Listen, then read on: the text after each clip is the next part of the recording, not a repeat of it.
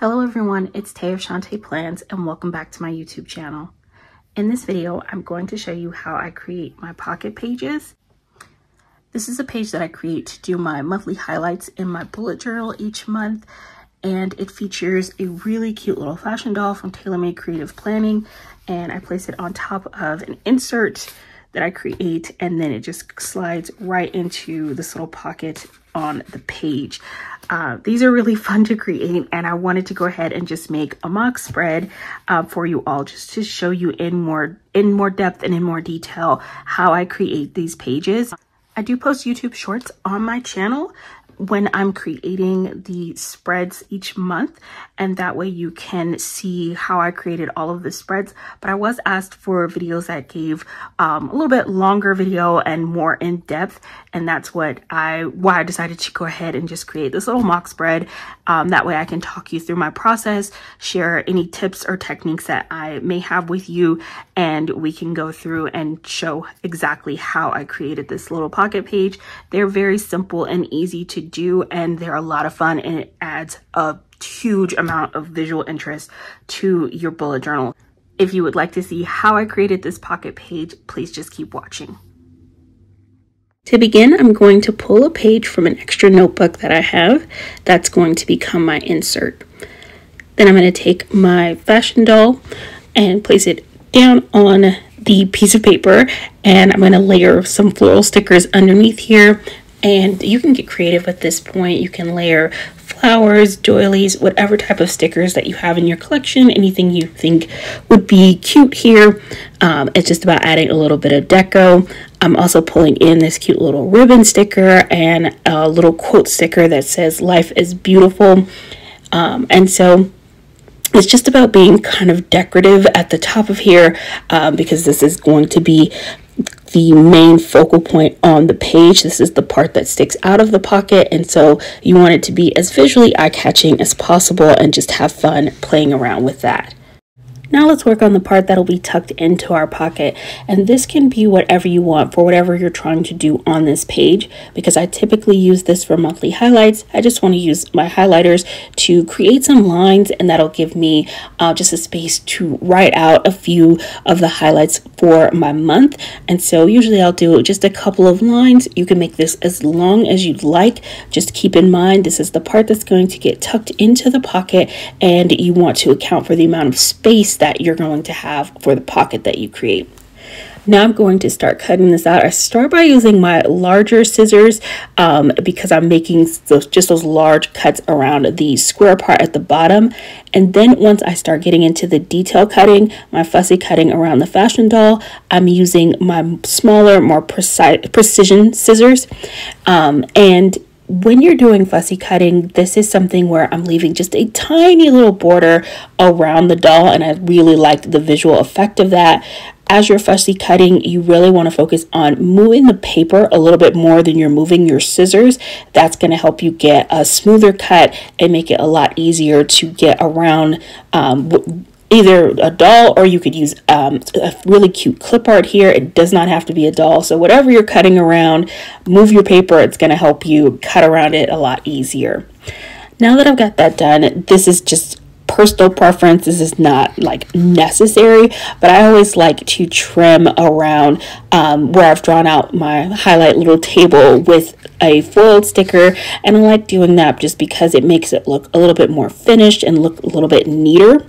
And so I'm just taking these foil washi trim stickers from Paper Trail Plans and using that just to outline the bottom section of that box. Now I want to mark where the pocket opening is going to be on the page. So I've placed my insert onto the notebook page, and I'm measuring it out and getting a visual of where I want that pocket to go. Once I have that, I'll use my self-healing cutting mat, place that underneath the page, and then using my craft knife and ruler, I'm just going to go ahead and cut out that long, thin rectangle. And that's going to be the opening for the pocket, and I will be able to put my insert right in there. So once I have that cut and open, I just want to place my insert inside, make sure it's fitting properly, and I didn't cut my hole either too small or too big. Both things that have happened before. And then I want to now flip this over to the back side of the page. This is the side of the page that is not going to be seen. And what you see me doing here is taking some leftover stickers from a previous kit that I used. And I'm using leftover stickers because this is not going to be seen. So it doesn't need to be cute or match the kit or anything like that. But what I do want to do is reinforce the opening on the page. And so I'm going to trim all the way around that opening with these stickers on the back. And that way, as I'm pulling my insert in and out of the pocket, I don't have to worry about the pocket or the paper ripping. And so once I've got that reinforced on the back, I'm going to put my insert in there and measure out where the pocket stops, or excuse me, where the insert is going to stop and where the bottom of my pocket is going to be. Now that I've got that done, I'm using double-sided tape here, which is my personal preference for doing this technique. It could also be done with a glue stick or even like tape runner double-sided tape if you have that. So this is not necessary. This is scrapbooking tape, and I actually got it from scrapbooking.com. It's really amazing, and actually I prefer it for this technique because what I'm going to do is I'm going to place one layer down right where the pocket stops and then trim around the full border of the page. But on these two pieces of tape down at the bottom, underneath the pocket, I'm going to make two layers. So you saw I just peeled up the backing and then placed more tape right on top of that. In doing that, it's going to give that pocket a little bit of room there, not too much, so that way I don't have to worry about my insert falling out of the page, but it gives it just enough lift so that it makes it easier for me to slide my insert in and out of the pocket, which is one of the reasons why I really enjoy using this type of double-sided tape, because it allows me to layer really easily. Now that I've got that done, I'm just going to go ahead, close up that page and adhere it to the page behind it, thus creating the pocket on our page. So now that we've got the pocket created and the insert created, it's all about getting decorative on our page. And this is where you really get to have fun and really make this personalized and add your own style to it. I want to do the same thing that I did on the back side of the opening to my pocket, and that is to trim all the way around it with stickers. And because this is the side that's going to be seen, I'm using these really beautiful foil scalloped washi stickers. Those are from Panda Bird Design. It's one of my favorite scallop trims. I think it's so beautiful.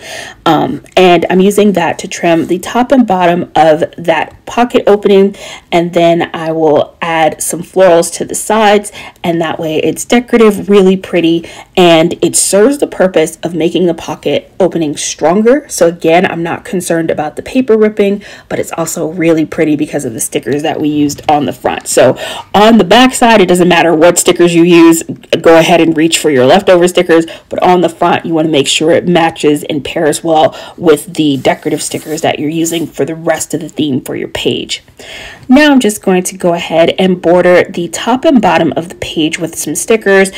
So I'm just using some of the long washi strip stickers that came in this journaling kit. This kit that I'm using is also from Panda Bird Design. It is called her Sunny Kit. Using sticker kits in your bullet journal is something that gives you a lot of fun options decoratively, and it's my personal preference because I've been using stickers to decorate my planners for years. If you're someone who prefers to like draw or sketch or doodle in your journal, you could do that as well. You don't need to use stickers for this part. If that is your preference, you can switch over to whatever type of decorative style once the pocket is created, and just go from there, creating your page as you normally would. I also like to put a title on my page. Because this is just a mock spread, I ended up using a sticker that just said kit tracker, and that's because I used to track kits in my bullet journal. I don't do that anymore because I don't use a coil planner anymore. I just use my bullet journal now, and so I had those stickers left over, and since this was just a mock spread, I didn't want to waste some stickers. And so typically this would actually say, for me, because I use this for my monthly highlights, it would say the month that it is and then the word highlights.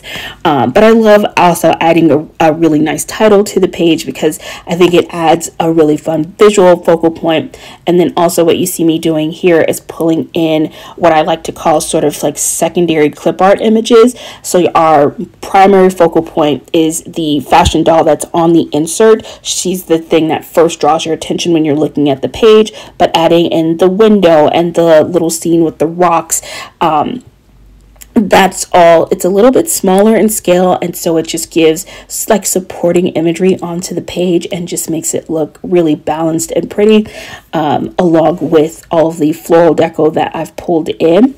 And now I just want to add in a few finishing touches with some foil stickers, which I personally enjoy because I think it adds a little bit of a personalized touch and gives the spread some personality. So I will always go in with a little bit of foil stickers on my pages. So I have these cute script stickers, and I'm just layering that the top and bottom and in a couple other random places along the page. And I think it helps add kind of a very romantic vibe to this kit, which I think fits really well with the colors and the imagery that's going on here. I just think it looks so beautiful. And then I will finish up by adding in a couple of butterfly stickers that are foiled in gold foil as well.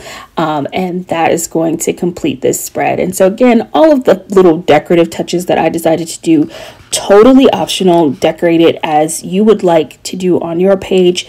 I hope that this was inspiring and helpful. If you have any questions, of course, you can leave them in the description box and I'll get back to you as soon as I can. Thank you all so much for watching. I truly appreciate it. I hope you're having an amazing day, and I will see you next video. Bye.